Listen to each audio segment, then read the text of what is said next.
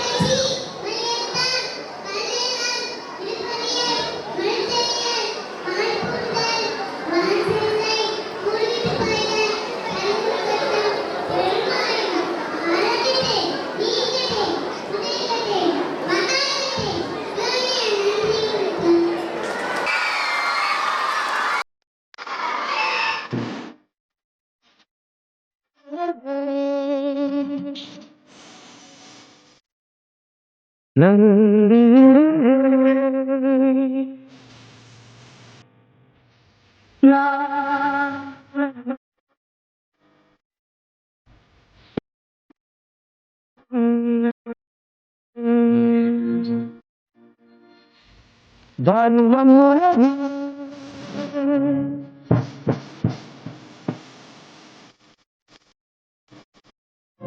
இருக்கும் வரையிலே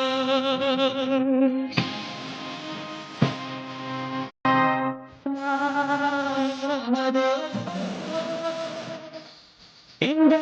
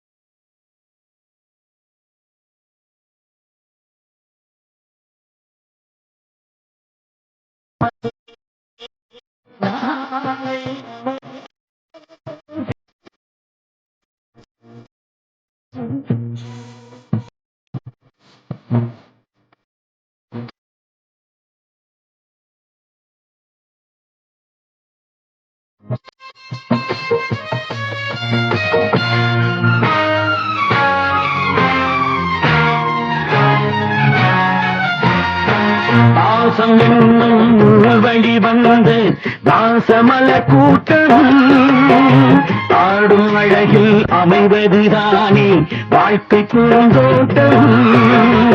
பாசம் என்னும் வழி வந்து தாசமல கூட்டம் ஆடும் அழகில் அமைவதுதானே வாழ்க்கை பூந்தோட்டம். மூன்று தமிழும் ஓரிடம் நின்று பாட வேண்டும் காதிய சிந்து. மூன்று தமிழும் ஓரிடம் நின்று பாட வேண்டும் காவிய சிந்து. அந்த நாள் நினைவுகள் எந்த நாளும் மாறாது.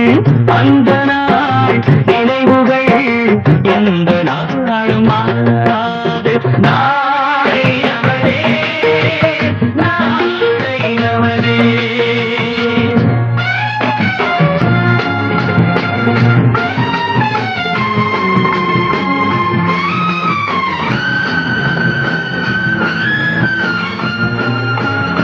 வீடு என்னும் கோயிலில் வைத்த வெள்ளி தீபங்களே நல்ல குடும்பம் ஒளிமயமாக வெளிச்சம் தாருங்களே. நாடும் வீடும் உங்களை நம்பி நீங்கள் தானே அண்ணன் தம்பி. எதையுமே தாங்கிடும் இதயம் என்றும் மாறாது. நாளை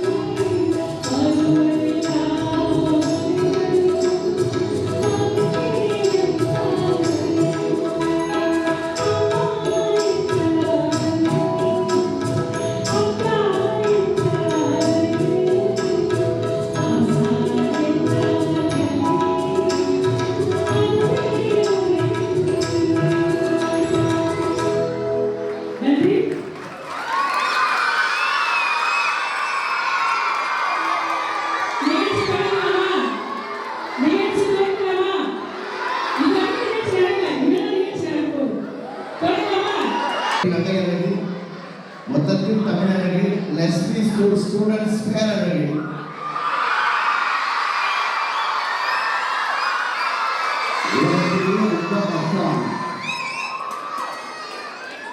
ரொம்ப கஷ்டம். கரண்ட் இல்லாம இப்படி உட்காந்துருக்கேன் தான். நான் ஒரு 15 வருஷம் வாத்தியார் வேலை பார்த்துருக்கேன். எம்ஏ எம்பில் பிஹெச்டி டாக்டரேட் பட்டம் வாங்கின பழனி 15 வருஷம் வாத்தியார் வேலை தான் பார்த்தேன். அதனால இந்த மனநிலை என்னன்னு நல்லா தெரியும் எனக்கு. அதை விட மிக முக்கியம் என்ன தெரியுமா, இந்த ஸ்டூடெண்ட்டை விட ரொம்ப ஆயத்தமாக இருக்கவங்க இந்த டீச்சர்ஸ்லாம் எப்போ இதை முடிப்பாங்களோ, நம்ம எப்போ ஒரு மனநிலையில் இருப்பாங்க. உலகம் முழுக்க என்ன இதான் அப்படி தான் இருப்பாங்க. உண்மையாகவே இந்த ஸ்கூலை இவ்வளவு சிறப்பாக வழி நடத்துகிற நம்ம கரஸ்பாண்டன்ட் சாருக்கு ஒரு பெரிய கைதட்டை கொடுக்கலாம்.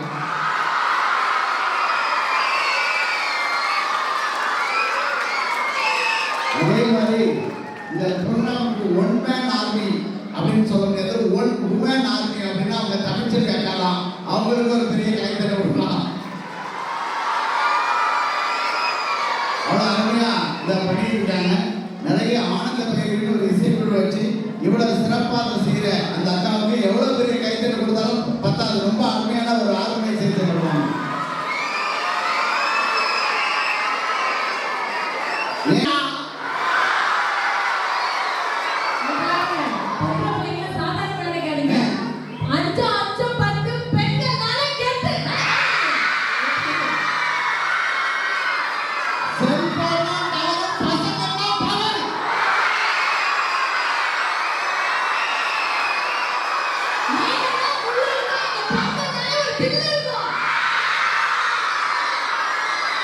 சிங்கத்தை யாரும் கொல்ல முடியாது, எங்க பசங்களை யாரும் பிடிக்க முடியாது.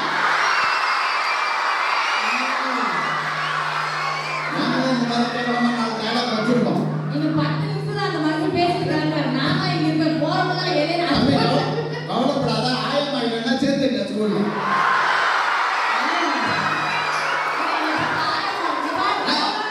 அப்படி சொன்னாங்க ஆயம்மா நல்லா இருந்தாங்க.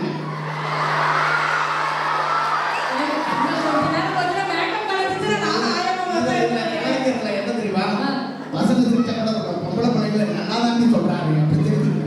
நான் பாக்க ஆயம்மா மாதிரி கேமா, நான் பாக்க ஸ்ரேயா மாதிரி ஸ்ரேயா கடலூர்ல நம்ம ஊர் ஆயம்மா இருக்கவங்க கைதுட்டாங்க.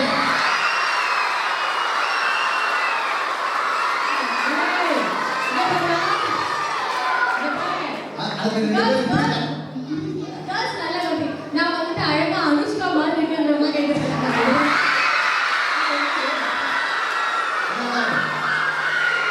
இங்க பாரு நம்ம பசங்க நல்ல பொம்பளை குஸ்கா மார்க்கெல்லாம் கைதுட்டே.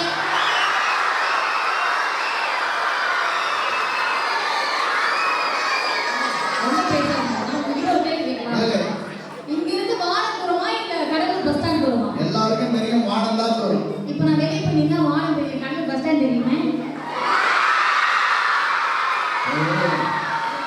இப்போ நான் கடலூர் பஸ் ஸ்டாண்டுக்கு 10 நிமிஷம் போயிட்டு வந்துடுறேன். நீ வானத்துக்கு போயிட்டு வா.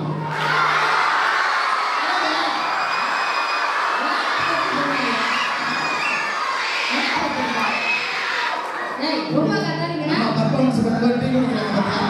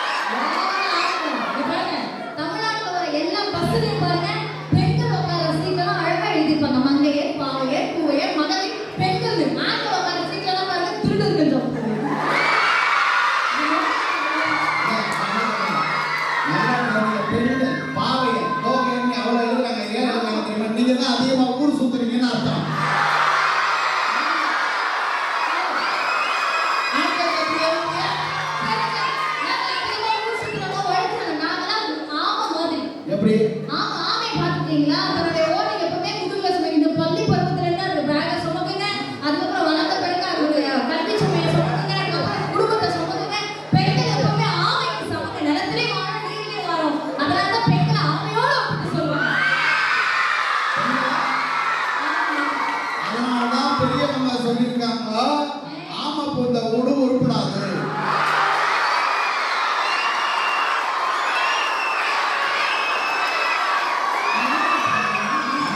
இங்க ஒரு மரம் இருக்கு, அங்க தூங்க மாட்டேன் தமிழ்.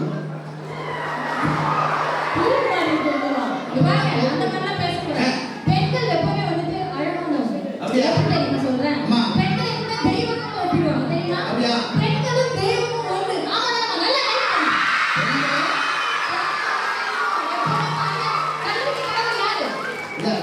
பெண்களுக்கு தெய்வமா ஒண்ணு. பெண்கள் தெய்வம் ஒண்ணு தானே. Yes. அப்புறம் ஏன் பொம்பளைகளுக்கு பேய் பிடிக்குது?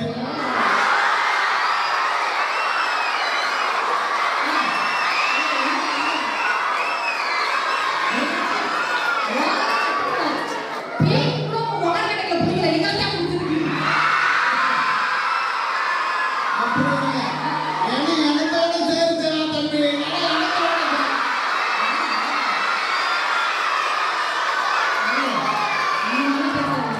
இந்த பாருங்க, எல்லா பெண் தெய்வங்களும் அழகா ஒரு கருவறைக்குள்ள இருக்குங்க. மாரியம்மோ, ரேணுகாம்பாள், அந்த மாதிரி எல்லாமே திரௌபதி அம்மன் எல்லாம் கருவறைக்குள்ள இருக்குங்க. இந்த மாதிரி ஆம்பளை சாமியை பார்த்தீங்கன்னா ஊர் இறங்கி அதான் உண்மையே உட்கார்ந்துருக்கு. அவ்வளோ பிடிச்சி இருக்கிற சாமி தான் இந்த நாட்டை பாதுகாக்கிற எல்லை சாமியா இருக்கான்.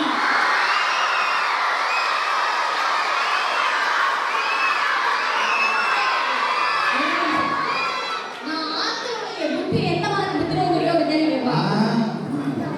நான் ஒரு சின்ன கேள்வி கேட்கிறேன். கல்விக்கு கடவுள் யாரு? கல்வி கடவுள் யார்? சரஸ்வதி. சரஸ்வதி தானே. அது கூட யாரு? பெண் தெய்வங்கள் தான். அதனால பொம்பளை பிள்ளைங்க டாப்ல வராங்க. கல்விக்கு கடவுள் யாரு? சரஸ்வதி. சரஸ்வதி. ஆமா. மதி பெண்ணுன்னு இருக்கு, எங்கேயாவது மதி ஆண்னு இருக்கா? கிடையாது. இல்ல. ஒண்ணு தெரிஞ்சுக்க, எங்க பசங்க விட்டு கொடுத்ததுனால தான் பொம்பளை பிள்ளைங்க முதல்ல வருவாங்க.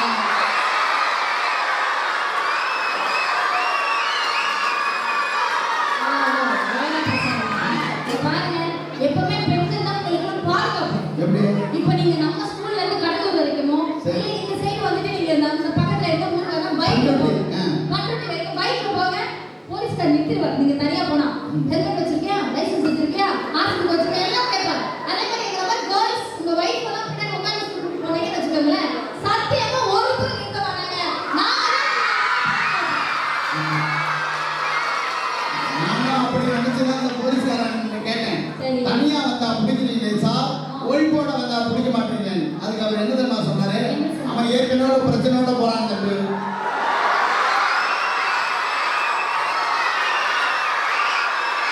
நம்ம வந்து தனியா வர பிரச்சனை பண்ணாங்க.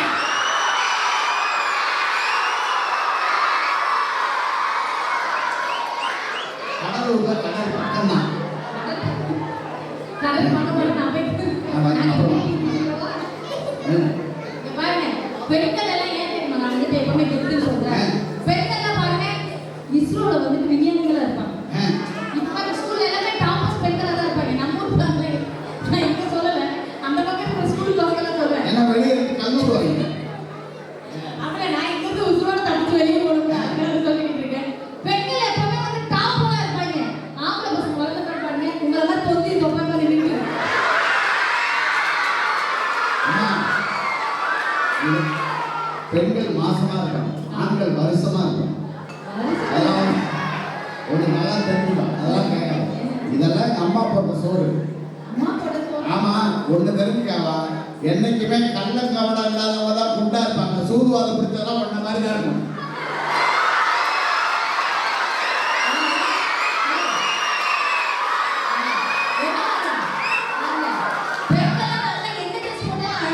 எந்த ட்ரெஸ் பண்ணாலும்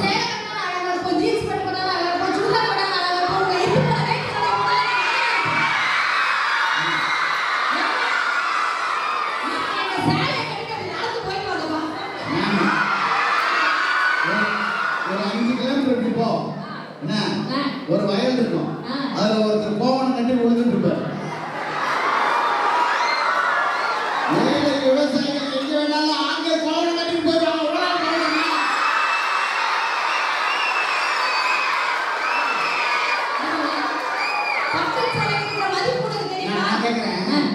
அந்த சேலை வாங்கியிருக்கேன் துவைச்சிருக்கா கட்ட வேண்டியது மடிக்க வேண்டியது பீரோல சொல்ல முடியும் கட்ட வேண்டியது மடிக்க வேண்டியது பீரோல சொல்ல முடியும் முந்தா நாள் 3 புடவை வந்து என் முன்னாடி பிரிட்ஜுக்குள்ள வச்சிருக்கேன்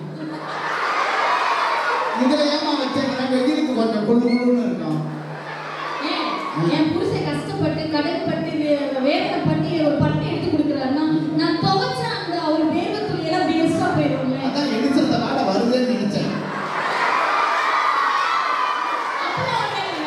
எனக்கு வந்து பட்டு சேலைகளுக்கு மரியாதை அதிகம் கொடுக்குறேன். இந்த பட்டு சேலை ரெண்டா கிழிஞ்சு வச்சுக்கோங்க. மாமா சட்டையா தச்சு போடுவோம். அதுவும் ரெண்டா கிழிஞ்சு போச்சுன்னு வச்சுக்கோங்க. பிள்ளைங்களுக்கு பாவாடை சட்டை தச்சு போடுவோம். அதுவும் ரெண்டா கிழிஞ்சு போச்சுன்னா ஜாக்கெட் தச்சு போடுவோம். அதுவும் கிழிஞ்சு போச்சுன்னா நம்ம பட்டு துணியை வந்து ரிப்பன் கட்டுவோம். அதுவும் கிழிஞ்சு போச்சுன்னா நூலை எடுத்து சேமிப்பு வந்து பெண்களுக்கு தான் தெரியும். அந்த நூலை விட்டு வித்து சேமிப்பு பண்ணுவோம். அதனால பெண்கள் எப்பவுமே குடும்பத்தையும் காப்பாங்க, எல்லாத்தையும் காப்பாங்க.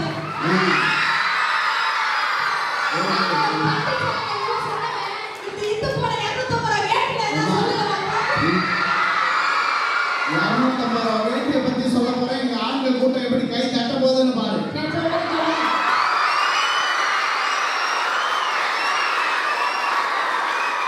வேட்டியை எங்க வேணாலும் விரிச்சு போட்டு தூங்கலாம். வேட்டி கிழிஞ்சிட்டு உண்டா கட்டிக்கலாம். அதெல்லாம் உள்ள கோவணமா கட்டிப்பாங்க. பெண்கள் இட்லி அவிக்க ஏது துணி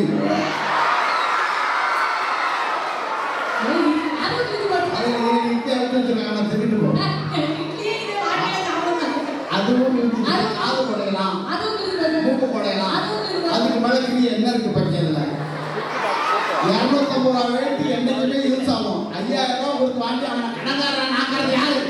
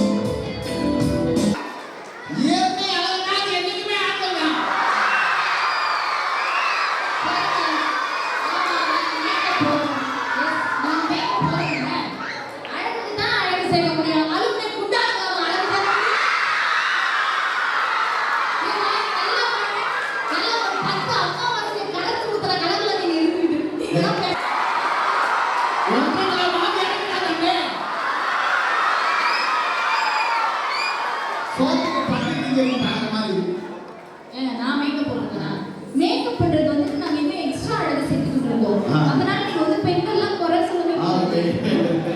சரி, இப்போ இதுவே பெண்கள் தான் கெத்து நாங்க சொல்லிட்டோம். நீங்களும் ஆண்கள் கெத்துன்னு சொல்றீங்க. எந்த ஒரு சமயம் இல்லாம எப்பவுமே வந்து ஆணும் பெண்ணும் சமம் தான் நம்ம ஸ்கூல்ல சொல்லி கொடுப்பாங்க. அப்படியே ஆணும் பெண்ணும் சமம்னா விளையாட்டு காமெடிக்காக சொல்றது என்னைக்குமே வந்து பெண்கள் ஆண்கள்ங்கிறது இல்லை. அவங்க எல்லாம் குழந்தைகள், மாணவ மாணவிகள். அவங்களுடைய வாழ்க்கையை மிக சரியா பண்ணிக்கிறது அவரவர் கையில் இருக்கிற திறமையை தவிர அவரவரை உழைத்தால் வாழ்க்கையில முன்னேறலாம். உண்மையாவே உலகத்துல மிகப்பெரிய விஷயம் என்னன்னா, டீச்சர்ஸோட மிகப்பெரிய கடமை என்னன்னா, ஒரு பட்டை வச்சிருக்கவரை இன்னொரு பட்டை வச்சுட்டாருன்னா அந்த பிடித்து போயிட்டாருன்னா ஒரு மேல கோவம் வந்துடும். ஒரு பெட்டிக்கடை வச்சிருக்க கூட இன்னொருத்தருக்கு போய் பெட்டிக்கடை எதிர்த்தாப்ப வச்சுட்டா கோவம் வந்துடும். ஆனா தன்னில படித்த மாணவர்கள் உலகத்தின் எந்த உயரத்திற்கு போனாலும் வருத்தப்படாத இனம், அவர்களை வாழ்த்துகிற ஒரு இனம் இருக்குதுன்னா டீச்சர்ஸ் இனம் மட்டும்தான். உலகத்தின் எந்த உயரத்துக்கு போனாலும் எங்க படிச்ச பையன் கலெக்டரா இருக்கான், எங்க படிச்ச பையன் டாக்டரா இருக்கான், எங்க படிச்ச பையன் இன்னைக்கு மேல இருக்கான்னு பாராட்டுகிற இனம் டீச்சர்ஸ் தான். அதனால எனக்கு உண்மையாவே பெருமை. ஏன்னா என்கிட்ட படிச்ச பொண்ணுங்க ஒரு 3 பொண்ணுங்க இன்னைக்கு எஸ்ஐயா இருக்கு, என்கிட்ட படிச்ச பொண்ணுங்க இன்னைக்கு டாக்டரா இருக்கு. அப்படிங்கிறத ரொம்ப பெருமையா சொல்றேன். ஏன்னா உலகத்தில் எந்த மூலைக்கு போனாலும் நமக்கு ஒரு டீச்சரா இருந்தா ஒரு ஸ்டூடெண்ட் கண்டிப்பா இருப்பான். அதான் வாழ்க்கையில மிகப்பெரிய விஷயம். அதனால என்னைக்குமே உங்க ஸ்டூடெண்ட்ஸை மதிங்க, உங்க டீச்சர்ஸை மதிங்க, உங்க அம்மா அப்பாவை மதிங்க. அதான் உங்க வாழ்க்கையில மிக முக்கியமான விஷயம். உலகத்திலேயே நீங்க இங்க படிக்கிறதுக்கு காரணம் இயேசுவா, அல்லாவா, இல்ல சூப்பர்மானான்னு எனக்கு தெரியாது. ஆனால் காட்டில் கேட்டு கஷ்டப்பட்டு உழைக்கிற உங்க அம்மா அப்பா தான் மிகப்பெரிய காரணம் என்பதை மிகப்பெரிய சக்தியா சொல்லி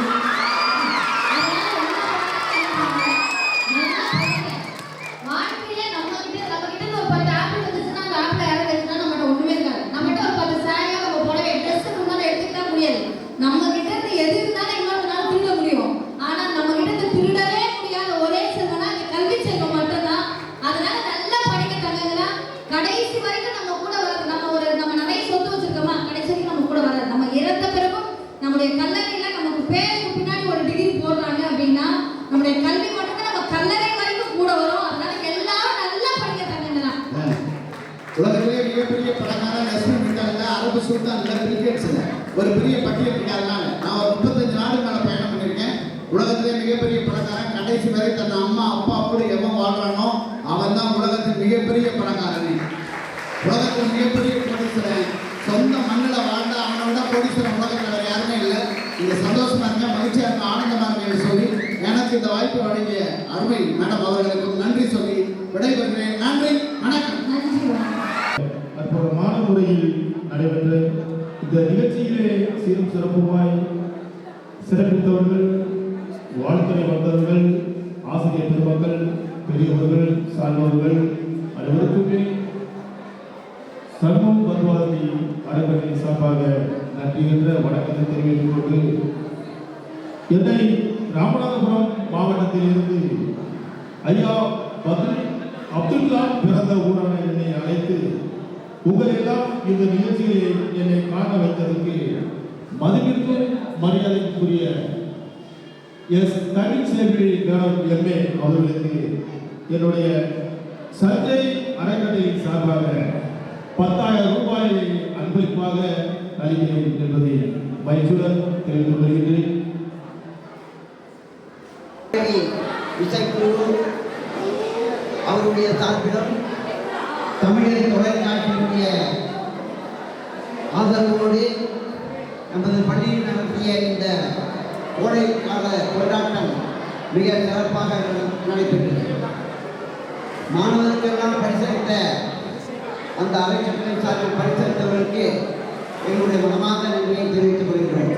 அது மட்டுமல்லாமல் 10ஆம் 12ஆம் வகுப்பை முதல் பரிசு பெற்ற மாணவர்களுக்கு இலவச மிதிவண்டியை வழங்கியதற்கும் இந்த சார்பில் நமது மனதார நமது நன்றியை தெரிவித்துக் கொள்கின்றோம். இந்த தமிழ் டிவியில் காலை 10 மணி முதல் 11 மணி வரை இந்த நிகழ்ச்சி ஒளிபரப்பாகும். இன்னும் ஓரிரு நாட்களில் அது எந்த ஒளிபரப்பாகும் என்பதை உங்களுக்கு நாங்கள் தெரியப்படுத்துவோம். அனைவரும் அதை தொலைக்காட்சியில் கண்டு கணிக்கும்படி அன்புடன் கூறிக்கொண்டு மற்றொரு முறை இவ்வாறு மாணவர்களை ஊக்குவித்ததற்காக அவர்களுக்கு ஒரு 2 மணி நேரம் அவர்களை ஆனந்தத்தில் மூழ்கடித்ததற்காக இந்த இசைக்குழுவுக்கும் இந்த அறக்கட்டளைக்கும் எங்களுடைய மனமார்ந்த நன்றியை காணிக்க